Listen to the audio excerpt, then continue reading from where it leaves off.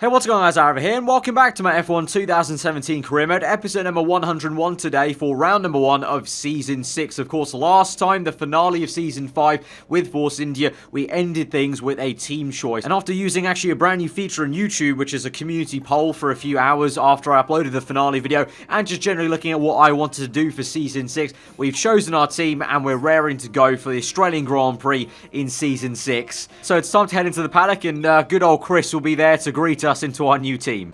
Right, I've had a chat with the new team and they're really excited to get going. And the facilities look promising. I'll see you once you're settled in, okay?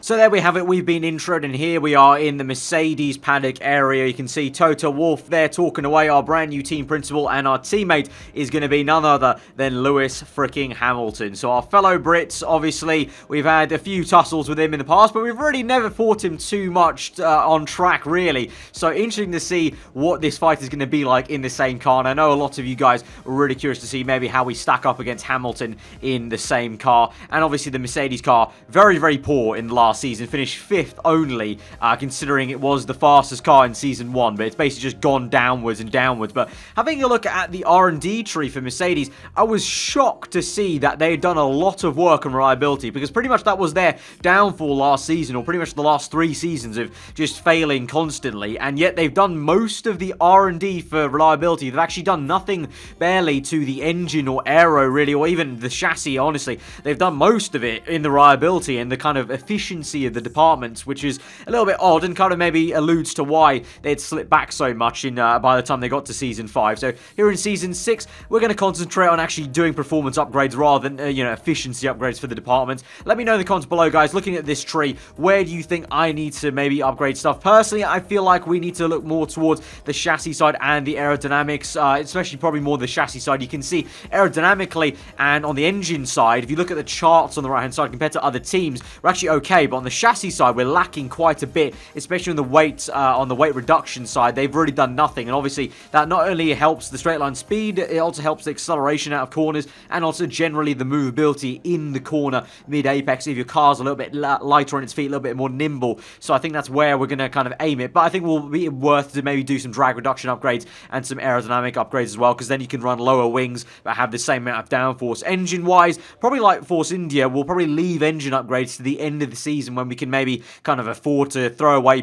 resource points that we may not be using elsewhere, really. So that's my thinking. So going into the Australian practice then, and having to get used to our brand new Silver Arrow car, and let me tell you, it was very, very different to the Force India. I said the Force India was different to the Red Bull, but not in a very bad way. The Force India was very, delicate, kind of smooth, consistent. It wasn't very punchy in the front end compared to the Red Bull car, but at least it was kind of better in other places, and definitely out of corners it felt smoother than the Red Bull. But the Mercedes car, I've got to say, just felt odd everywhere. I can kind of almost tell why they were doing so badly in Season 5 and maybe even Season 4 as well. The car just felt like it had a very lack of balance, like through the corners, and very much on a knife edge, really. I spoke about that in my Renault, that I thought the Renault was on a knife edge, but this Mercedes car, even more so. And I guess that's kind of accurate, because if you look at real life in 2017, Hamilton's always talked about kind of, being able to control the beast that is this Mercedes car from 2017, and how it's very difficult to get on top of it, but when you do, it's satisfying. And almost they kind of carried forward that into the game almost, because it's a very kind of, you need to get it right on point, otherwise it's really going to start kicking back at you. So I think it's going to be a bit of a challenging season to really wrestle the neck of this car through. And obviously they only finished 5th, so they finished 5th for obvious reasons, so we need to kind of rectify that and see what we can do and lend a helping hand, as it were. But we're going to go straight into qualifying then, and straight into Q1. Obviously, I've said it before, I always hate coming here to Australia for qualifying, to be honest, because of that damn sunlight, but we're going to have to kind of get through the pain, and obviously Q1 shouldn't be too much of an issue, even for us as in Mercedes. Obviously, it's only the first session there, but Red Bull still look pretty damn handy. Force India, at the moment in Q1 there at least, looked like to drop off a tiny bit from where we finished off in last season. I think that's the pattern we've seen with Renault at least. Remember when I left them at Season 3, in Season 4, they didn't really continue on as we left them in Season 3. It took them only till last season, Season 5, to really pick up the pace, and we saw Nico obviously come back late in the championship to try and battle me for the title right at the end there. So I don't know, that's going to be curious to see how Force India kind of cope without me, as it were. But you can see in Q2 they actually come back a little bit better, and in Q2 we only kind of just about make it in there. We're kind of low down in P9 there, so that was a little bit worrying. Hamilton seemed to be doing a little bit better, and generally I was still getting used to the Mercedes car. But I think around Australia the car should go pretty well. I'm kind of scared for later on in the season maybe how the car performs. You know, we've seen so many times last season that the Mercedes guys were down in P8 and P9 kind of together, bunched up kind of in no man's land. So I'm kind of, I don't know, kind of cautiously waiting for that to sort of happen. So we'll see how we go at Australia, and kind of we have to make the most of it. Although I do think there is some forecast for rain, I think I saw on the radar in practice, so that is going to be a little bit of a worry. Well, I'm going to have to see how that goes. But at the moment we're in Q3 then, and we've set one flying lap. It wasn't an amazing lap time at the moment. It's P7, and so we're going to try and improve. Although you can see through the second last corner I kind of went a bit too wide, slid the car around. You can see the delta time's really gone down. It's still green, but not by much. So as we cross the line, it's hardly an improvement really, and we're going to stay in that P7. I guess as we kind of had in the finale, I guess it is my kind of lucky favourite number, P7, so maybe that can bring us some luck for the race. But Hamilton outqualifies us in P5. Generally looks like we're pretty well matched actually with our counterparts in Force India, the other Mercedes team in the top 10. Obviously at the end of last season we pretty much made them better than this team we're with right now, so I'm kind of very interested to see how this goes on. But you can see now there is this rain, and I think it may be staying for a while in this race, which is going to be a real big worry for me, because I never go well on the rain, and especially now with this Mercedes car I've already established in the dry, I didn't feel amazing with it, and I really haven't done that many laps with it. So in the rain this is going to be a very tricky race. I think it's going to be a tough old first kind of trial by fire, as it were, in the Australian Grand Prix. But let's get to the full grid then, and let's get into this race. Well then, after an exciting qualifying session yesterday, let's take a look at how the cars line up. Sebastian Vettel has a clear track ahead of him today. He starts in pole position, and starting alongside is Nico Hülkenberg. Looking down the rest of the grid, we have Raikkonen, Hamilton, Esteban Ocon, and a Mercedes, Perez, Kvyat, Verstappen, and Roman Grosjean, Ricciardo, Palmer, Carlos Sainz, and Magnussen, Massa, Stroll, Fernando Alonso, and Pascal Wehrlein. Ericsson and Stoffel van Dorn completes the grid. And now it's time to head down to the track. So straight away to kick off the new season, Daniel Ricciardo, the provisional pole man, is slapped in the face with a penalty of some sort. So we move up one place, though, up into P6. But really unfortunate for him to start the season off in that way. But you can see here is the weather indicator. 2/3 of this race in intermediate conditions. And so we're going to be going to the slicks probably towards the end of the race. So it's going to be all about surviving this opening part. But here we go to 5 red lights to Season 6 of F1 2017 career mode. We are underway for the Australian Grand Prix. 29 laps ahead of us, and a lot of them in these conditions. Very tricky off the line, bogging down somewhat, but into the brake zone for turn 1. We'll try and get the place back up into P6. Actually going to make some few positions here as we go around the outside of Lewis Hamilton as well, our teammate, and the outside of Kimi Raikkonen, our former rival from last season, for about the first half of the season, really, I should say. And we're up into P3. Can we try and hold on, although, because Kimi comes right around the outside of us. We're going to squeeze him out, though, and he's gone off wide, and actually Hamilton is going to feed it around the outside, and he's going to be up into P4. So an absolutely stonking start for both our silver arrows there, up into P3 and P4 respectively. Meanwhile, Sebastian Vettel off that gifted pole position in P1 from Nico Hülkenberg, our rival at the end of last season, in P2, looking very strong in that Renault car. But great stuff in turn 1. That was a really good turn 1 for us. Obviously Hamilton got bogged down with one of the Force India cars, so that didn't help him out, but definitely for us we were able to capitalise on that, obviously, and we'll take that, and we need to take that, because I think we're just going to be unfortunately going backwards probably in this race now in these conditions until we get onto slick tyres. But we'll see how it goes. But we move on later into the Grand Prix, being chased down by our teammate Hamilton, and we go into the next right hand to getting it horribly wrong under the braking, locking up the front right tyre very badly, just about avoiding to go completely off circuit. But Hamilton goes down the inside, and Raikkonen, although Raikkonen does make some contact with us, and then he goes a little bit slowly in the next right hander, so we're able to dive it back down the inside of him, basically on the inside curbing, and we're back up into P4. But Hamilton just very easily swooped through on the undercut line, essentially, as we nearly nearly went completely off onto the grass there, and just unfortunately just a mistake into that brake zone. Very, very tricky conditions, obviously. Very easy to make a mistake, and that was the first one there of maybe, I'm unfortunately going to say maybe many in this race. So we're down to P4. Hamilton already getting away from us quite cleanly, and you can just see struggling for traction and all that. Trying my hardest, honestly, but it's just very, very tricky. This car does not feel great in the wet. I want to say it even feels worse than the Force India or Red Bull or Renault ever did in the wet. I'm not going to lie. But now we move on to a replay of Nico Hülkenberg, though, in contrast, making a beautiful little pass, or trying to make a pass on Sebastian Vettel for the race lead. This is so the race leaders, Vettel and Hülkenberg, go side by side still, and now Vettel nearly squeezing Hülkenberg right off the circuit into the grass, but Nico not having any of it, down his inside of his fellow compatriot, and they're still side by side through this entire first sector of lap 1, and as they enter sector 2, I think they'll still go side by side, and there's been more contact there, and they're both slowing each other down so much so that, look at that in the distance, Hamilton has closed right up, Nico does get it, and Hülkenberg leads this running Grand Prix for Renault then from Sebastian Vettel, but look at that, Hamilton right up the gearbox of Vettel now, so probably a good thing maybe that Hamilton did overtake me when he did, because then he could close right up there and try and fight for what could be P2 later on in this race, instead of me holding him up there. So a little bit of teamwork, I guess. I am the #1 driver in Mercedes, and I think personally, at least, I mean, maybe some of you will disagree, but me personally, as a team leader, you should know when to give up the fight to your teammate. You should know what's better for the team in the long run, and so I think it was probably a good idea in the end. I mean, I didn't do it intentionally, but I think it was a good idea that Hamilton probably did pass us eventually. If it wasn't lap 3 with that mistake, he probably would have passed us at some point. So now at the moment you can see I'm pretty much doing exactly what I just said. I'm holding up the guys behind me because I just don't have much pace at the moment on lap 10, trying to do my best to defend from Sergio Perez. Raikkonen looks to have maybe fallen back a little bit, or maybe he might have made an earlier pit stop, because we've seen a few times Ferrari and even this team Mercedes have made some questionable decisions on some early pit stops there. I mean, just like last season, Raikkonen at a Brazilian Grand Prix made a very weird choice on tyre strategy, so I don't know, maybe he pit a little bit earlier than us, but we move on swiftly onto the next lap, lap 11, and we're going to come in now. So we're going to, hopefully, this will be our only pit stop now onto another set of inters, and the next pit stop we make will be onto the dry tyres. So lap 11, so if we can take this set onto another 11 laps, so that's around lap 22.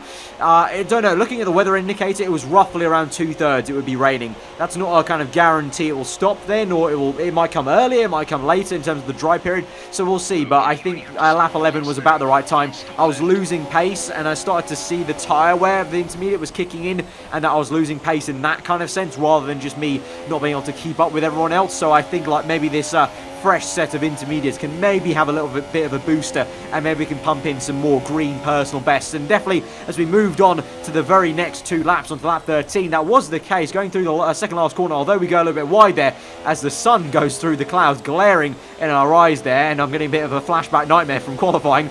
But it looks kind of cinematic. But as we come down the main straight, you're about to see we do set a personal best. So that fresh intermediate set we just strapped on is definitely helping, but not for quite as long as I was hoping for, because pretty much on the very next lap then we're back into the red zone as we move on to lap 15. But we are now starting to see some other people make pit stops, so that may be a bit of motivation for me. We can see Ricciardo right ahead of us. We're trying our best, but he does get away from us. As we go down the main straight now onto the next lap, lap 16, there is Raikkonen then, so we finally see him again. So it looks like he didn't make an early pit stop, maybe just Perez actually overtook him then. You can see Verstappen right there in front of us, so confirming there that both Red Bull cars now have indeed just jumped myself and Raikkonen. And I think maybe even Sergio Perez has done the same, which is unfortunate, but really just showing the raw pace of the Red Bull cars. Obviously, Ricciardo, we mentioned, got a slap back into P11, I think it was. And Verstappen, I didn't even mention that in qualifying, but Verstappen had a very odd qualifying. Looks like he got held up in Q3 as he qualified down in P10 or P9, I think it was. So both Red Bull cars definitely weren't starting where they were meant to in this race. So I think that's the natural pace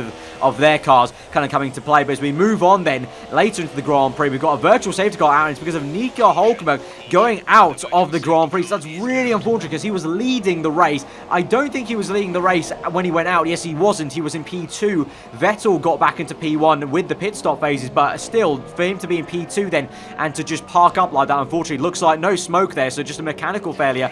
Really, really unfortunate. But we go back on the restart then, and so we'll gain 1 free position, so I'm not going to complain too much about that, honestly. But interestingly enough, my teammate Hamilton may get even luckier than I am. Well, he gained 1 position. Hamilton may gain another here, as this is a replay of Vettel coming to the pit lane, and he's not going to be making a pit stop. He comes in with the Sauber as well, and I don't think the Sauber even makes a pit stop as well. I think they both kind of suffer the same fate, which is a drive-through penalty for speeding under the virtual safety car. So there goes Hamilton there. He is into first place of the Australian Grand Prix. So how do you like that? For talking about the car struggling, Hamilton, well, you guys wanted to see what the test would be against Hamilton. It's going to be a bit of a tougher one than I probably have the first 5 seasons of my career mode. Hamilton's AI is a very good AI, and he's into first place of this Grand Prix, although, yes, he has got a little bit lucky there with the drive-through. But you can see there the Force India, that was Sergio Perez in 3rd place then. So Perez doing wonderful, wonderful things in that car we were in last season. As we move back to our POV, lap 21, struggling away, defending from Raikkonen, still going opposite lock, and now we close up to Verline. Blue flags, and oh, very, very awkward. We nearly smashed in the back, and actually you can see there Raikkonen has a very cheeky pop down inside to try and overtake us as we get flustered and hampered behind the German in the Sauber car. So we just about hold that on. You can see the track is looking dry and dry by the minute. The sun is fully out now, it's peeking through the clouds, and the track itself, it's now, it's not got that kind of spray. It's got that sheen. There's a little bit of spray coming off the tyres, but I would say probably you're talking about in a lap or two's time, I think it's time for the dry tyres. So pretty much bang on to what I thought in terms of 11 laps, around the kind of a good halfway mark. And so onto the end of that lap, onto lap 23, on towards lap 24 by the time we cross the line there, we're going to come in for the dry tyres. And actually you spotted there, right on cue, DRS enabled. So that's pretty much always, if you don't know on this game, when it says DRS enabled or disabled, that's pretty much the guaranteed crossover point for the dries or the wet tyres. So pretty much perfect timing there for us, actually. So we'll see if we can gain any time on this, although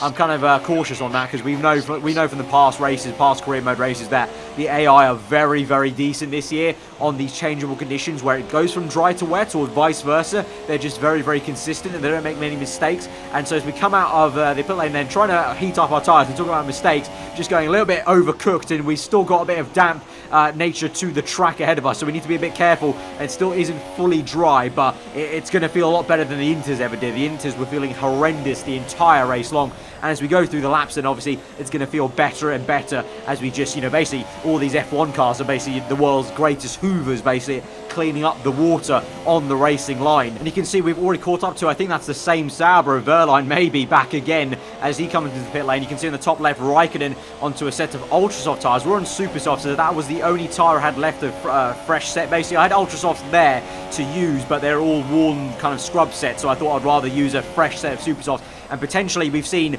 going off previous episodes, that sometimes the harder compounds perform better in these damp conditions. So that was my thinking there, basically just fresh tyres and a little bit of an experiment really to see, because we've seen that in the past sometimes. We've seen actually this car, Mercedes, struggle so much before in damp conditions on the softest compound available. I'm thinking back to like Singapore. I remember Hamilton locking up so much at one of those Grand Prix in the career mode when it was kind of damp and drying out, and he was on the softest tyre. But as we move through the laps then, everyone's setting fast laps of the Grand Prix, but Max Verstappen smashes the fast lap of the Grand Prix by quite some way there. And I was pushing flat out there. The car felt worlds better than it ever did in the intermediate conditions, but no matter how fast I was going, setting purples, personal best every single lap myself, everyone else was going a lot faster. And so unfortunately it was a bit of a neutralized stage of the race really, and basically my fate was sealed in terms of where we'd finished there. So we do get it ahead of Kimi Raikkonen, but it is actually going to be, surprisingly, Sebastian Vettel who's going to win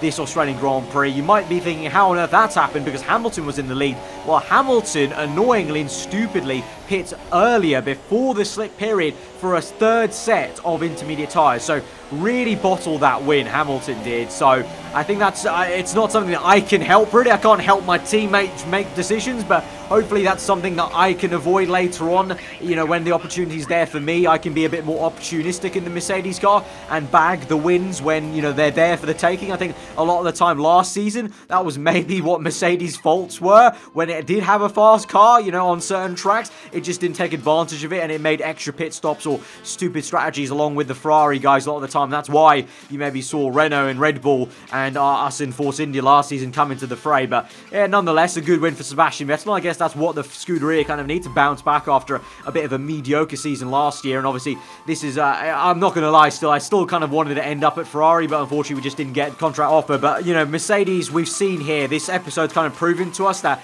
it is going to be quite actually a challenge. It's not going to be as easy as maybe stepping to the Force India, to be honest, because the car just doesn't feel that great. Obviously, the intermediate period definitely did affect things, and I would say it's unfortunate we've had to start the season like this, where the entire race pretty much was under intermediates, because I personally, I hate these conditions on this game particularly. I would rather drive the intermediates back on F1 2016. I don't know what it is, these 2017 cars on this game in the wet, they just feel like an absolute boat to me compared to last year's game, where it actually felt kind of okay to drive in these conditions. Anyway, moving on to the race results, obviously the driver's standings stay put the same as they were, but the constructors, you can see at the moment, it's actually surprisingly Force India and Renault both kind of suffering a little bit due to one of their cars going out. Hulkenberg retired, and actually what we didn't see was Esteban Ocon also retiring from this Grand Prix. So both those guys, I feel like, because I think Ocon was right behind Perez, obviously Hulkenberg was fighting for the win. So if both of those guys had finished the race, I think you would have seen probably both of them ahead of us in the constructors. So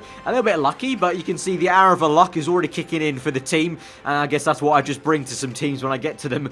So maybe that's what Mercedes need this season with us. So for now, okay, we'll see how it goes for the next race, China. If that's all dry, that'll be the first proper real test of this car. You know, the long back straight, let's see how it faces against the Force India team in a straight line. As we round out the episode, guys, then unfortunately no upgrades to talk about because we couldn't afford any kind of significant ones. I think we could have afforded one last reliability upgrade, but obviously, as I literally just said that at the beginning of the episode, I don't want to do reliability upgrades, I want to do performance only, so we can't purchase anything right now. Obviously, we start from zero. We've earned about 500-ish, just over that, so we're going to have to wait till next episode to cross over the 800 mark, because even with the efficiencies that Mercedes have got, the quality control and whatnot, the lowest purchase part is 800 points for, I think, both the engine and the chassis side of the car, so you're going to have to wait till next episode for that, guys. But if you have enjoyed this episode, hit that like button, let me know what you thought in the comments below, and then do get subscribed for weekly Formula 1 content. I've been Aarava, hope you enjoy the rest of your day, guys, and I'll see you guys next time. Goodbye.